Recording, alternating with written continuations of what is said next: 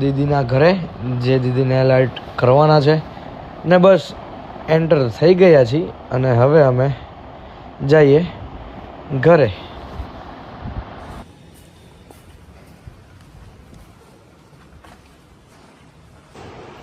હાય, તો અમે પહોંચી ગયા છીએ દીદીને ત્યાં નેલ આર્ટ માટે. બસ તો નેલ આર્ટમાં તો આપણું કંઈ કામ હોય નહીં, પણ આપણે બેઠા બેઠા જોશું બધું ને શીખશું, જે કંઈ શીખવા જવું હોય. મેમ બેસી ગયા છે, બસ હવે નેલ આર્ટ ચાલુ થાય અને બસ દીદી ટૂંક સમયમાં થોડો અમને નાસ્તો ને એવું બધું કરાવે છે. બસ નાસ્તો કરીને કાર્યક્રમ નેલ આર્ટનો શરૂ થાય છે. હું પણ જોઉં નેલ આર્ટમાં શું હોય ને કેવું હોય અને તમને બધાને પણ બતાવું.